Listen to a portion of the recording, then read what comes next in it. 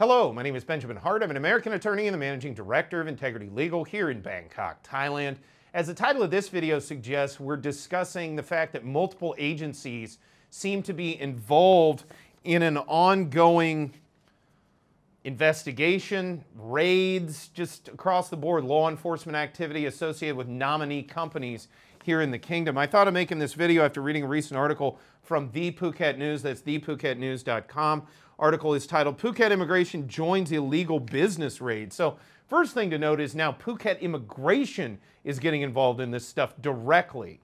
And that means what at one time might have been just an issue associated with, for example, Department of Business Development or issues arising out of the Foreign Business Act. Now we're seeing scenarios arising where this could have immigration implications for, immigration implications for foreigners operating here in Thailand. I thought, so again, Phuket News, thephuket.news.com.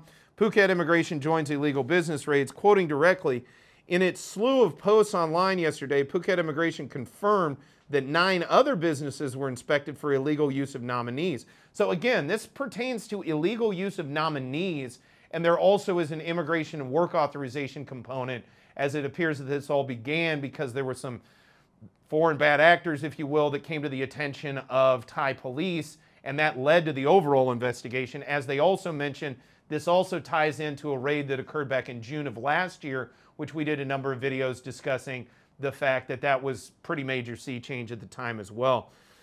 The inspections by officers from the DSI, which, as I've said in other videos, somewhat analogous to the FBI in America here in Thailand, Phuket Immigration, Phuket Provincial Police, the Phuket Provincial Tourism and Sports Office, and Phuket Tourist Police. So, I mean, this is a significant number of agencies that are getting involved in these raids and are also endeavoring to scrutinize foreigners doing business here in Thailand, utilizing nominees illegally. Now, to be clear, the whole issue of nominees can be somewhat opaque, and I do understand people can get rather frustrated by the fact that, you know, determining what a nominee is and is not can be something of a complex thing. But long story short, I kind of look at it, again, I think it was Oliver Wendell Holmes who said in the U.S. Supreme Court, I don't know what obscenity is, but I know it when I see it.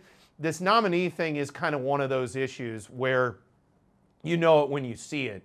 And again, it depends on the specific facts in the underlying case, whether or not something is truly deemed to be a nominee kind of setup. But again, where there is no active involvement from the shareholders, that's a general rule of thumb that perhaps those shareholders, especially where they're a majority shareholding, you know, may not be on the up and up. Again, where there's no involvement of the shareholder within the operation of the company, that to me is a major red flag in and of itself. That being said, this whole issue is kind of in a fluid state. We're seeing it evolve, and we will certainly keep you updated on this channel as things proceed.